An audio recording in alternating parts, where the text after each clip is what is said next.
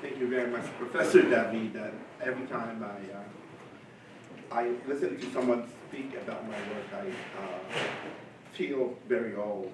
I can no longer, perform. Oh, I'm just a grad student. I guess that went out like 20 years ago. But I also want to thank Alicia at the Department of Gender and Women's Studies for trip, my visit. And it's good to be back. I was here in the early 2005. Courtesy of the Department of Ethnic Studies. So it's good to see old friends and meet new friends. And so I'm happy to kind of share my work, which, as Professor Davina said, and this book project, hopefully, which I will finish sometime soon. It's entitled Queer Dwellings. And it's primarily about six queer, working class, undocumented immigrants who live together in a small one-bedroom apartment in the borough of Queens in New York City.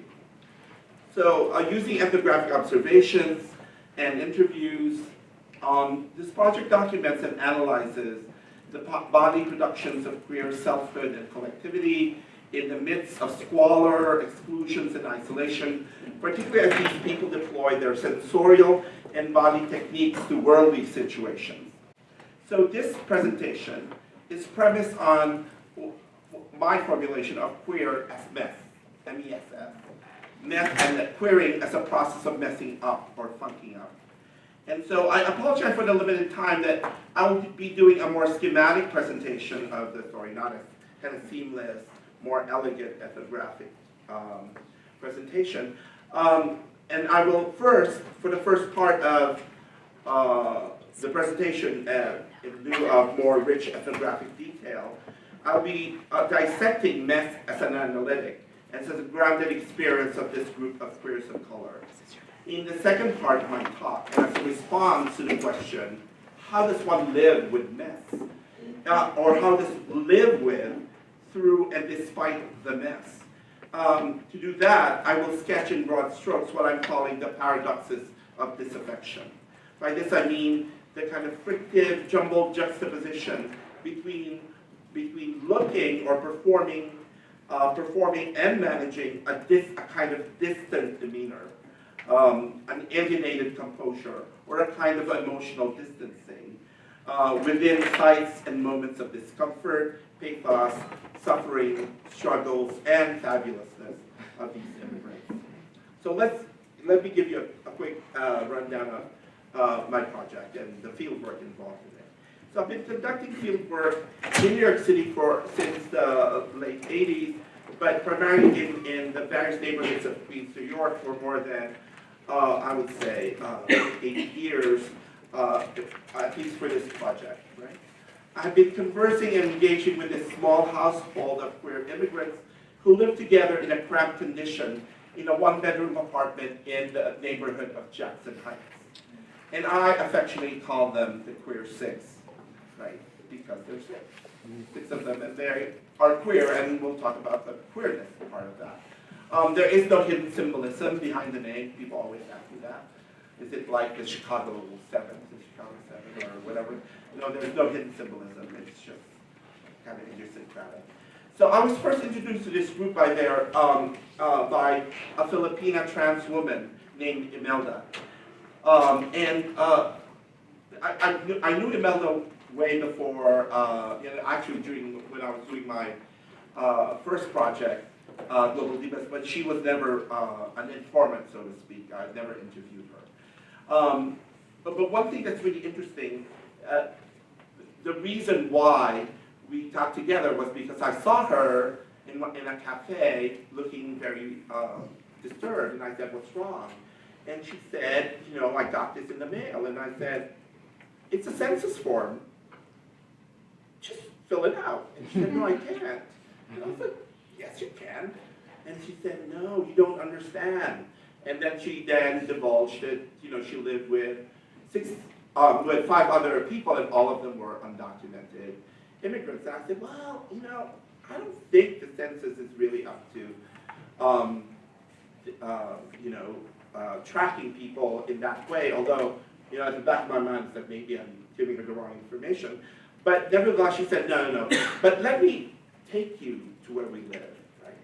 And there is that serendipity that I think, some of us in anthropology do acknowledge. There is serendipity because for the longest time, I had a smorgasbord of second projects after tenure. And tenure does free you in a good way or a bad way. And I ended up with a smorgasbord, which as a Filipino, I say it's a good thing, but as a professional, no, it's a bad thing.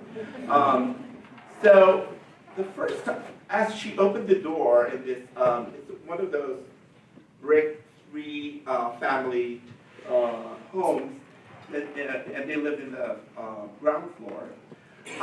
When she opened the door, I was appalled and shocked by the uncomfortable and, to my mind at that time, a very dingy atmosphere. And so I was like, well, who lives here? So the household of 6 people included Imelda, 2 South Asian gay men, and I use gay and other identity markers here very loosely, an Ecuadorian lesbian and 2 Colombians, a lesbian and a bisexual man. All 6 are immigrants I immediately, that I, confirmed later on, as Imelda told me, later were undocumented. They will admit at one time or another, directly or indirectly, to admit to being illegal, a word that they use not very lightly. So some of them were friends, like South Asian men were friends, and so were the 2 Colombians. But they had Imelda as their common friend. The catalyst, or the instigator, for this very non-home and garden television arrangement, as this motley crew lived in, again, and when I keep saying 1-bedroom apartment, it's a New York City apartment, and just think about how cramped that is already. Right? And they've been living for a year and a half when I met them, in this building a few blocks away from the main artery of the neighborhood called Roosevelt Avenue. One thing very quickly that I sort of skipped over, and I keep thinking, I need to tell you this. Jackson Heights is a gentrifying neighborhood in New York City. It used to be a very Jewish, was in the early 20th century a Jewish Italian neighborhood, but by 1965 it was the influx of, because of the Immigration Act, of immigrants from Latin America, Asia, and all that. So by the time, by, I would say, the 80s and the 90s, people actually either call it Little India because of 74th Street. There are a lot of Indian and South Asian and Indo-Pak businesses there. And then you have a slew of Colombian and other Latin American businesses and restaurants, and some Afghani restaurants too. So it was in the throes of gentrification, right? And rentals were rising, and some of the rentals were being converted into condominiums, which for some people, people who were escaping the escalating, totally ridiculous prices of Manhattan, found their refuge in actually very beautiful brick buildings at Jackson Heights. So at the time when I started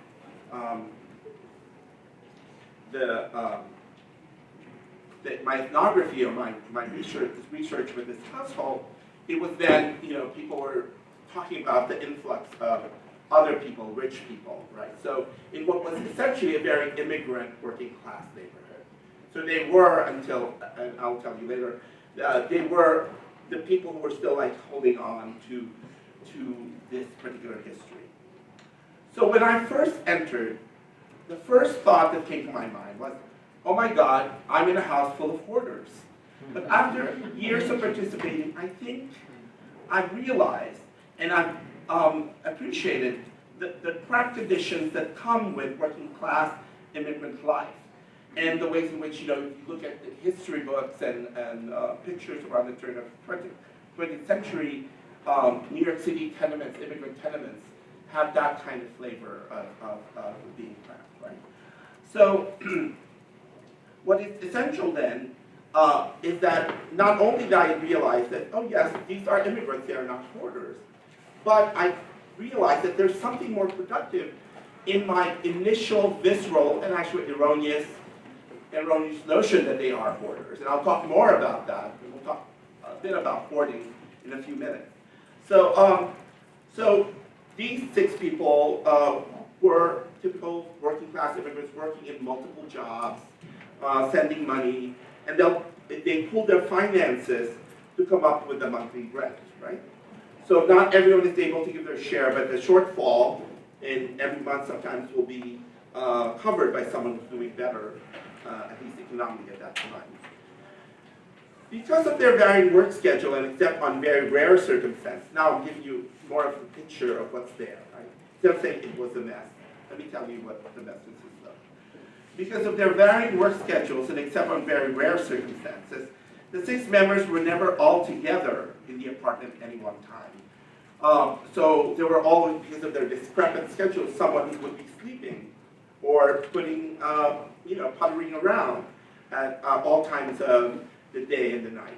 In the 2 rooms, and I do say this very loosely, because technically, except for the bathroom, the main living area and the bedroom, really, they just lead into each other, because all you have are piles of stuff, right? There's no furniture, except for 3 folding chairs that were typically all folded, right? And I'll tell you how they lived in it. So, there were boxes, garbage bags, suitcases that filled every possible space, except for maybe, at that time, I would see a couple, sometimes they'd make 3, but oftentimes 2 pathways that allow them to go from one part of the apartment to the other, right? Each household member circumscribed several feet of space as their own, although in practice, things do get mixed up. These fragile bounded areas were seen as islands or territories, and actually they used the word island, filled with each individual's life possessions.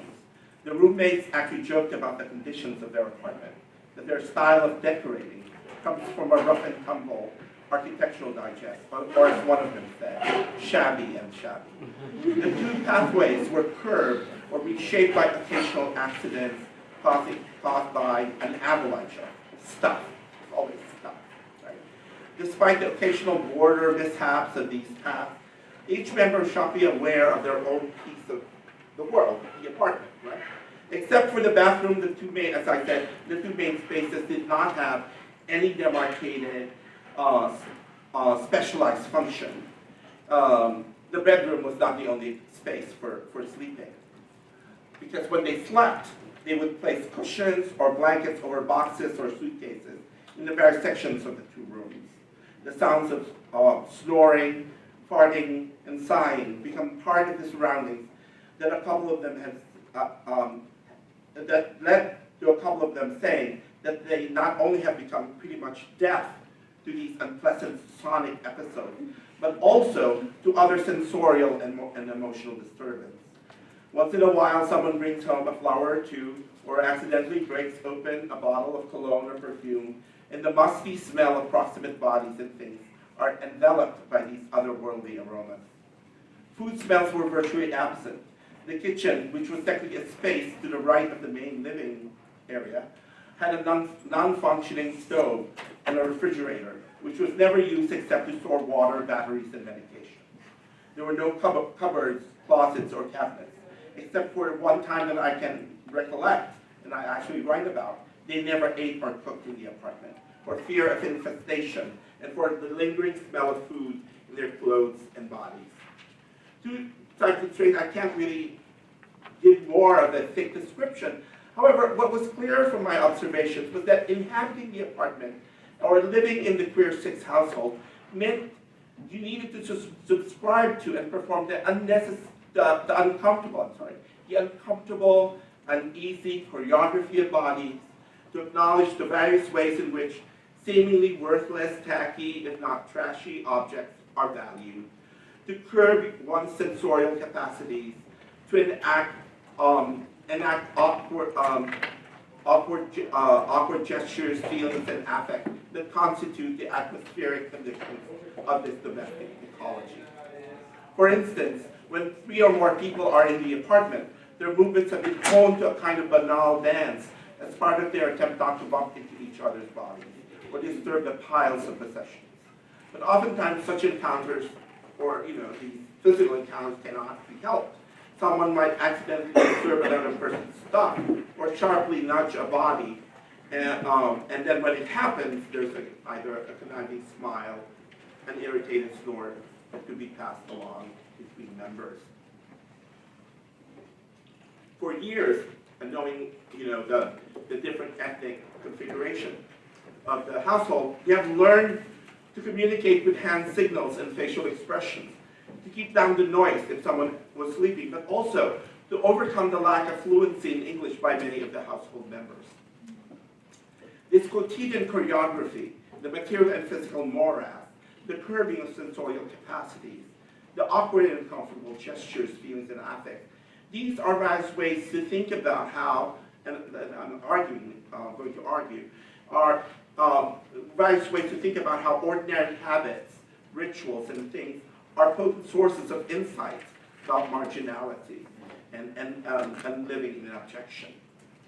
So, in a word, the queer six inhabit a space of waywardness in terms of its physical, affective, and social disarrangement. So to go back to my initial visceral reaction again, that when I said, oh my God, I'm in a house of hoarders, I'd like to kind of rethink the process by which I started to critically engage with the conditions of mess and how it can be a productive fulcrum for mobilizing and understanding queerness and marginality. Messy or mess is the word that comes up in describing immigrant household, of course, but mess, as I would be arguing in the next few minutes, is a word and idea that can, and an analytic, that can creatively eliminate the idea of queerness in general and to some extent late capitalist life. My assertion of queer as mess takes off from the initial impulse that propelled contemporary reappropriation of queer. In the canonical anthology, Fear of a Queer Planet, most people say is, the book or the collection that set off, the term queer into, into the scholarly world. Michael Warner, in his introduction, has famously likened the project of queer theory or queer studies in terms of the creation of a sensorial morass. That is, that queer studies should, he was saying, should create a funky atmosphere in an otherwise staid, very sterile academia, making it stink of sexual ruts. Such a messing up impulse reverberates in the kinds of queer scholarship that focus on the recognition and centering of marginalized practices, stances, and situations that deviate from, resist, or run counter to the workings of normality. But this somewhat official, it becomes so canonical description of queerness is something I'd like to rethink and redefine in terms of queer as mess. Queer as mess also takes its inspiration from reality television, particularly makeover shows. For example, as some of you might be fans of, the show What Not to Wear. It's a show that purports to ambush unsuspecting fashion victims and transform them into chic fashionistas. Or another reality show that's really relevant to our topic at hand, Hoarders Buried Alive. It's a different kind of intervention and makeover show that seeks to literally and metaphorically clean up the lives of hoarders who inhabit crowded and decrepit abodes. In both shows, the stories revolve around the narrative of normalization. In the Fashion Makeover TV series, the two hosts, literally take women, and most of them are women. I mean, there have been a few men, but almost always women. Women who either dress too butch or masculine, or those who look too slutty in their everyday garb, and reform them into proper female subjects. Similarly, the Hoarder Show is a lesson on proper domesticity and the ways in which normative value is held as the key to propelling the movement from pathology to normality. Now, I'm not here again, I'm bringing up the whole thing about hoarder. Again, it's not about diagnosing the queer six as hoarders. It's not an attempt to creating a pathology.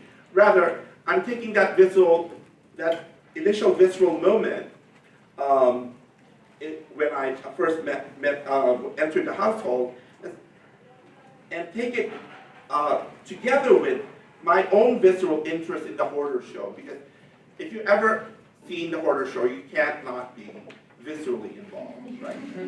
I feel like you need to start cleaning. I watch so many marathons. My apartment is very clean.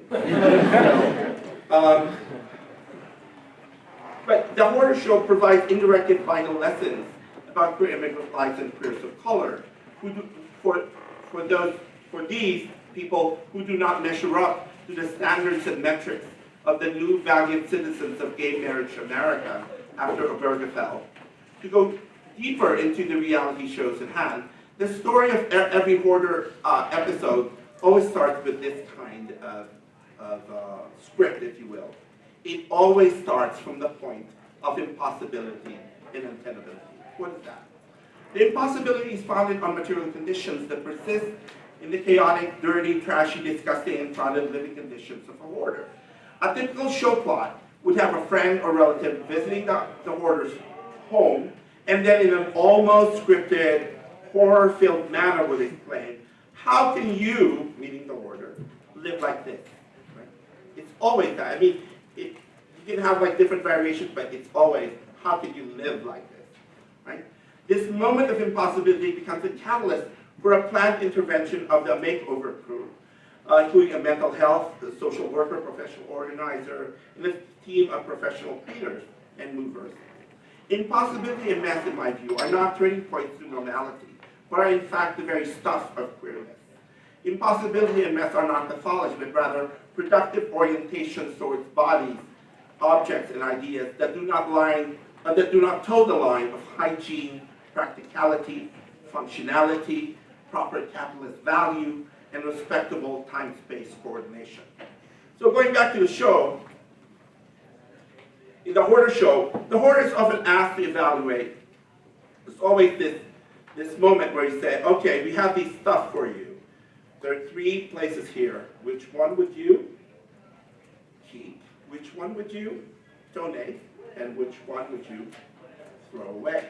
Right? So which ones are for posterity? And which ones is trash? And which one is okay, but give it to charity, right? But you don't need it, right? There is no function. The show argues that it is precisely the hoarder's lack or lacking the skill to and possessing the skill to assess normative capitalist value that is precisely at the heart of the show. The core of the hoarder's pathology and something that he or she needs to overcome as part of the therapeutic cleanup is actually learning normative values. Like how do you value something within the context of capitalist society, right? So the movement from pathology to normality, from impossibility to tenability, from mess to order can be portrayed in terms of a teleological route of value, right? So the show actually talks about these routes, right? So in the next few minutes, what I would be offering in terms of ethnographic observation is in terms of how the queer six, and I'll only be talking about 2 because it gets a little confusing sometimes, engage with, how they engage with and refuse such routes of value. So in fact, if they were put in the show, they would be the recalcitrant people, right? But far from being merely positioned as strictly renegade or anti-normative, mess actually is enmeshed, or as Karen Thompson elegantly put it, awash in the normative. And this is what I'm trying to I'm not trying to sequester queer as so far away from that thing that we call normal, right? So, so these refusals emphasize the dynamic role of mess in social life, so that mess isn't something aberrant, but actually something that is so much part of our everyday life. Let's take the colloquial term that some of you, not all of you, have heard or maybe even used, hot mess. So-and-so is a hot mess. It's a statement that most people would easily categorize as always pejorative and negative. However, popular culture, if you remember all these fantastic examples, and we'll talk more about them in a minute, popular culture blurs the line between the pathetic, tragic, and sorry states of mess with ones that are admirable, sexy, and attractive. Consider the rather slippery and erratic judgments of entertainment figures such as Amanda Bynes, Lindsay Lohan, and Britney Spears, and how such judgments are never static, are in fact mobile in their ascriptions of attractiveness and repulsion between fabulous disasters and just plain tragic. Oftentimes, the idea of a hot mess involves and actually occupies a frictive dimension that runs simultaneously within and between positive and negative nodes. Positive and negative nodes. Lining, creating strains, opening various kinds of potential actions, acknowledging various marginal forms of value, and various forms of the moral and the ethical. And in addition, as I will allude to later, the notion of hot mess, as you can have clearly seen in pop culture, alludes to a strongly gender dynamic in the everyday colloquial uses of mess. Another alternative way of looking at mess is through the lenses of systems management or systems science and critical social science methodology. In these two bodies of literature, mess is not seen as an aberration, but rather as constitutive of social realities and systems. By the way, I have more critiques of these bodies of literature, but for the time being, it's important to know that people in management science, in business schools, in some engineering schools look at mess, and actually information science, look at mess as actually part of and not an aberration of any kind of system, right? Recent literature on the management of systemic crisis, particularly those that seek to administer complex circuits and systems such as urban transport, emergency disaster services, and other administrative units, trenchantly suggest that messes should not be considered as always already bad or negative, but rather as an intrinsic part of typical expectations built into the structure. I mean, there's something very functional here, but we'll talk more about that later. But just to say that there are different ways of thinking about mess. Social science research methodologies, another set of lenses that have strongly reconsidered mess as an integral part of understanding social phenomena. John Law suggests that instead of creating neat analytical categories and routine regularities, social researchers should look to mess and messiness as a way to more accurately and sensitively portray everyday social interactions and institutions. So therefore, what I'm trying to say here is that mess is not a static state of the disorder of things, but rather a constellation of shifting conditions that mobilize thought and action. Mess is a mercurial, I can't even say it, mercurial, changing pool of meanings that we are not just mired in, but rather the ones that we have to swim through, navigate, negotiate, contest, and live with in order to survive. There were one way to productively think about mess and queerness in general is that, again, that these do not exist outside normality, but actually constituting it. But at the same time, and this is the caveat, they do promise potential broads to alternative forms of being and dwelling. So just to summarize what I've been telling you all along in terms of the analytical category of mess, mess then is a vantage or a window into various interconnected and shifting levels, moments, scales, and tensions in everyday life. Mess is multivalent. There are affective messes, gendered messes, political, economic, financial messes, right? Being undocumented, as some of them actually, in their own everyday discourse, see themselves as in this kind of political mess, meaning in terms of the mess of documents and paperwork, and all that. The whole idea of being bad citizens of capitalism, being bad or non-citizens of the nation is seen as messy. And then, of course, we have the physical, material, and object messes, the ways objects are disarranged or do not conform to particular domestic and aesthetic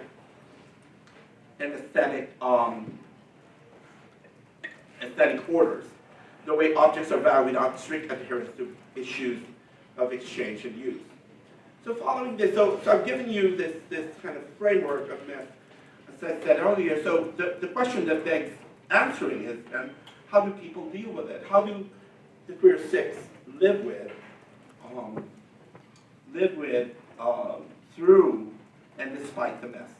So let me give you 3 ethnographic scenes, and I know they're not. I think for this presentation may convey an answer, but it's also a segue to my ideas about disaffection, which I think is one way of thinking about how people live with messes.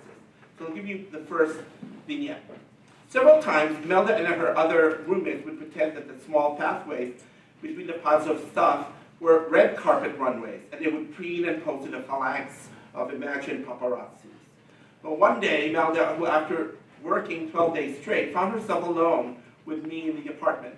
She took a glass someone in the household had placed on a table with 2 flowers filched from the neighboring park, and there was water in it. So Melda took the flowers, emptied the glass of water, and walked gingerly across a small path between the mountains of bags and boxes in the room. She carried the 2 flowers as if they were part of a bouquet, and the glass as if it was a trophy. And looking towards the ceiling, as if talking to a microphone, she probably stood with her hands akimbo and her feet solidly on the ground. She loudly proclaimed, "Imelda, Miss America of Jackson Heights." And she then walked and then placed the 2 flowers back in the glass and filled it with water. And then placed it near a sink in the kitchen and walked to her corner and started picking through her possessions, which are her typical thing in the house when she's not sleeping or anything. And then she found one of her sequin dresses, and she looked at me and said, "Pretty, isn't it?" Second vignette. On another day, Natalia, the Ecuadorian lesbian, was ecstatic one day when she saw me. She had a small brown bag, and she said it contained a perfume that her employer, a rich Wall Street executive, had given her. And actually, it was a bath splash. Now, some of you might know it. It's Jeanette, the thing that you get in a big bottle. It's citrusy. You don't know it? It's a bath splash. I guess you splash it after. My sister and my mother have it, so I keep saying it's cheap, but then my mother and my sister have it.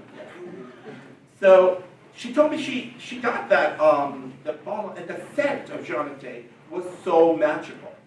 She said the smell of dust and bodies in the apartment disappeared. It made me feel she was in a garden, a European manicured garden with hedges. It reminded her of gardens back home in her native Ecuador, and also of certain sections of Central Park. She said it made her forget the narrow, cramped surroundings and made her think of open spaces. When I entered the apartment after she walked around, splashing Jeanette all over herself, intentionally splashing, the other piles of possessions nearby. So immediately the citrusy scent was strong. However, after a few minutes of her ritualistic, almost this kind of benediction or anointing of the apartment, the aroma of bodies and stuff came back. So I told her, that didn't work that well. The scent was fleeting. She looked at me and smiled and said, "I know." And third, yeah.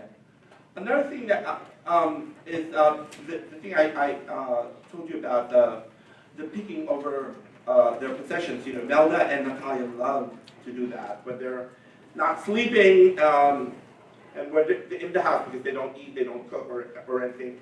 They look through their possessions, right? They fold, they look at things that they've stored for a while, and say, "Oh, I didn't know I had this," or whatever. So, but they keep folding and arranging them, knowing that in fact, a lot of them, as I said earlier, there's always these accidents that happen, that these piles topple over with just a minor movement a few feet away, will create a ripple effect of objects moving, falling down, and creating havoc. One day, Natalia and Imelda were sorting through their piles and folding some clothes when Rashid, one of the Salvation gay men, strutted out of the bathroom and hurriedly left the apartment. And while he didn't slam the door, the tremor of the door closing caused a tidal wave of things teetering and then falling. Natalia must have anticipated this when I saw them clutch their stuff and held them from falling over. After things calmed down, they went back to their ritual of, picking through their stuff without a word. Natalia looked at a far corner and deep in thought. Imelda just sighed and looked at me as if she was looking right through me with a tight smile. So what do we make of these moments of domesticity set against the jumbled physical disarrangements? What do we make of the body stances and composures of faces most of the time, and I don't always say they are always affectless, taciturn, unfleeting, or maybe seemingly hiding something, distant, somewhat illegible? What do we make of these messy moments of disaffection? I started thinking of disaffection in a kind of, so we're turning to the final section, of disaffection in terms of a larger issue around migration from the global south to the global north. There has been all these literatures about female-centered migration from the global south to the global north, of women becoming nannies, or being part of the care service industry, and actually even men being part of the service industry as waiters, what have you, and all that. So what has happened is that some scholarly and state-derived discourses have resulted in disturbing yet unintended consequences, which is this idea that women, and to some extent some of third world women and to some extent third world men, are predisposed to caring and service, right? In particular, the global south or third world women, such as Filipinas, South Asian women and all, have provided the fuel for propelling affective energies in the first world household, leading feminist scholars such as Arlie Hochschild and Barbara Ehrenreich to bemoan the process of a global heart transplant, by means of which the maternal and familial feelings of these migrants provide the emotive scaffolding that props up first world domesticity. Feminist scholars such as Rosel Paredes have rightly argued for recognition of the force of domesticity in which women's unrecognized, undervalued work in the home and the ideology of inequality underpinning the downtrodden labor have persisted, if not flourished, because of this era of the globalization of the domestic labor market. In other words, the labor behind the care of the elderly, the young, in the family developed countries have reapplied the subservient status and ontology of women and gender nonconforming cisgender men. And I would like to reflect very briefly as a way of thinking about disaffection and mess, and offer an alternative narrative to these reified images and stories of migrants of color and their so-called affective labor. I want to put forward a different story of domesticity and domestic labor that do not pivot on maternal or familiar or kin emotions, as well as on the effusive flow of caring feelings. In other words, while the global demand for service workers and their affective labor have constructed the global South migrant as innately caring and emotionally open, and thereby suited for the market, I'd like to provide this alternative narrative of disaffection that highlights the performance of its performance in terms of a messy construction and unraveling of domesticity. By disaffection, I mean not only emotional distance, alienation, antipathy, and isolation, but also this word's other connotation of disloyalty to regimes of power and authority. In this work, I want to explore domestic situations of the household, of the queer state, where disaffection emerges out of the need for survival and persistence in the midst of tribulation. By using the term disaffection, I follow the work of literary critic Alan Isaac, who highlights the performativity of migrant domestic labor, as well as the work of Lauren Berlant and others in compassion. Disaffection comprises, I believe, and this is one of my main contentions, disaffection comprises one of the main emotional pillars that analyze the unstable and precarious economic and political positions of global South migrants within global capitalist restructuring. It is manifested through stances, habits, gestures, and other bodily practices that make up what Lauren Berlant refers to as composure. Composure is ambient disaffection, or an affective orientation that inclines towards the managed, if not studied, refusal to unleash or display public emotional state. Emotional states publicly. I argue that while this can be seen as a blockage or emotional impasse, disaffection involves a form of strategic emotional flow or movement, combined with self-possession that is part of quotidian survival in an economy of affect. Disaffection is more of a crossroad than an affective impasse or an emotional dead end or cul-de-sac. So just to go very quickly, it's not about, when Miller looks at me with that tight smile on, or when Natalia says, yes, I know, and then stops there. It suggests possibilities. It's not the fact that they are unmoved or that they're just hiding something, but rather it suggests possibilities of movement or moving on, whether in progressive terms or not, towards a somewhere or an elsewhere, despite appearing to be, as I said, unmoved. By deploying the idea of disaffection, I hope to conjure a more vibrant notion of domesticity, not one that's resplendent in its heteronormative structuring, but rather one that is fraught with the intrusions and intersections of contradictory, non-maternal feelings, interests, and desires that emerge out of the banal, repetitive routines of domestic labor. Just so, I'm giving you quite a mouthful.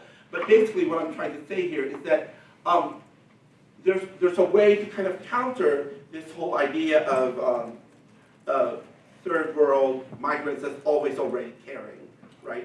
Because you need to kind of see the various emotional and affective strategies available to them that I think are quite important. So the queer 6 subjects that I'm focusing on,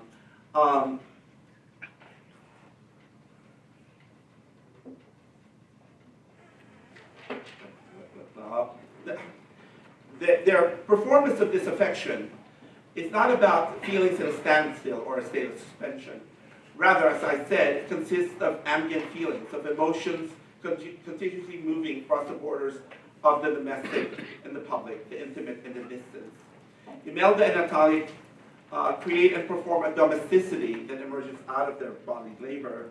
The combined feelings of antipathy and emotional distance enable them to move efficiently and assiduously to accomplish the labor at hand, the work that needs to happen. By accomplishing various orchestrated tasks, they're able to inhabit their labor and create the theater of domesticity that enables them to survive. Most importantly, by performing these seemingly affective stances, they are able to engage with the possibilities of survival and make do with the specters. Make do despite the specters of uncertainty, risk, and danger. That is the danger of losing your job or being taken by the immigration authorities. Natalia and Imelda, who live with and through their domestic quagmires, are not merely stuck in an emotional impasse. And I would like to think of these two roommates as being situated at an affective crossroad, that instead of being at a standstill, they move on, albeit not always in these kinds of reductive ways. Their disaffective states propel them towards another day and allow them to have the energy to go on, right? So in many cases, I think to go back to the three examples are quite banal and what people might call very infraordinary, right? But it's precisely these disaffected states in these ordinary situations that actually enable these energies to move on, to go on, despite the onslaught of material and psychic forces, to move on and to move with, through, and despite the mess. So I'm, kind of thinking about it as a way of closing. I'm fascinated by the ways in which the Queer Six members present negative stances and pose postures against the world, far from an effusive flow of convivial kin affect and emotions. Because one of the things that I had to struggle with is that immediately when you have 6 people in one space, people always look for the kinship, right? And people are saying, well, that is queer kinship. And I'm thinking, but you might have to kind of rethink that notion of kinship. When a lot of these, there's no, in the years I've known that there is no, oh, I love you, oh, we're here together, and all that, but these moments are often punctuated, in fact, by these lack of what people might call caring, right? And that's precisely what I'm talking about. People have actually told me, but that's so messed up, right? That people who live together not want to be together, right? And tell each other. And I said, what is the rule that you have to live? I'm sure some of you believe that, but that if you live with someone, that there has to be some kind of script to follow, that there is caring and conviviality and a kind of commensality, when in fact, what happens when you find a group like this, where it is absent, right?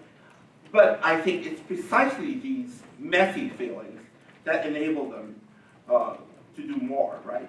Far from the effusive flow of convivial and kinship affect and emotions, their queer lives form an alternative view of the world that depend on the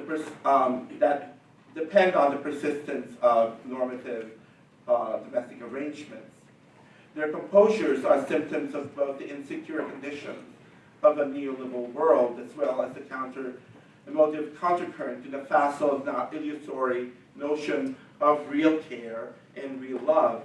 Because if you look at the literature among migrant women and migrant men around the service industry from the global South, there seems to be this kind of rigid, this underlying rigid script that maybe is very implicit, but that there seems to be this script that some people are projecting to these people, right? But again, tomorrow in the immediate future, these people live in precarity. They may be fired from their jobs. The household made this ban, and actually, a couple of years ago, they did this ban. The expendability of lives and labor is precisely what fuels the continuation of these managed stances, habits, and dispositions. We want to stay together because we have to. It's not about, oh, we care about each other and all that. So, as a way of thinking through the path we've gone through in the last few minutes, I want to offer some optimistic, if naive, ideas that will enable ways of thinking about affective regimes. And I had a whole slew of stuff about the idea of flexibility I just threw out, because it'll take us to a different, it'll form a detour. But while for many the fates of the queer six seem to be only about, and people have always said this, what's so interesting about them? It's business as usual. But I would argue, if it's all that you see in terms of their lives as business as usual, then maybe we might want to refigure what we mean by change. Right? The emotional limiting that I have described to you is about the business of survival. Such survival is premised on the messy micropolitics of feelings, stances, bodily comportments, and dispositions, revealed in their disaffected performances. Many would bemoan that that whole idea, my whole spiel about moving on, is really, as I said, just static, right? It's just mere static rhetoric. But, and people would say, it's just going through another day. But I would argue very strongly to that statement that it's just another day. I would say, but it is one more day. To conclude, let me go back to the idea of queer as mess. Overall, as I kind of fleshed out for you, mess provides a vibrant analytical and phenomenological grip on the exigencies of marginalized queers, especially those who do not occupy privileged spaces in the global north. Mess is a possible route for funking up and mobilizing alternative stories, values, objects, and space-time arrangement. Queer as mess offers a notion of queer that is not pure, but rather always alloyed and enmeshed in the greedy chaos of everyday life.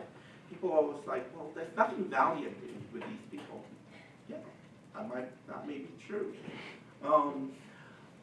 So, in a sense, queer as mess, as a way to conclude, gives flesh to bare life in ways that cannot be adequately accounted for by abstract account. And by flesh, I refer to the kind of phenomenological grounding of body experiences of marginalized subjects and the world of other bodies and objects.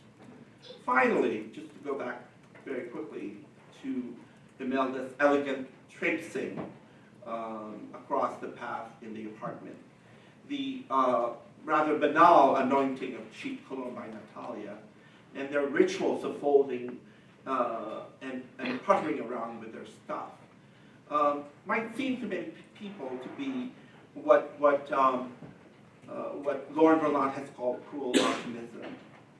But I would argue that yes, to some extent, there is something cruel, right? But it's not just merely cruel and futile. Rather, I would argue that the infraordinary, the submerged understanding, embody stances embedded firmly in the uncomfortable, the wayward, the off-tilter, the messy, and the queers are important ways to imagine and dwell otherwise. Thank you.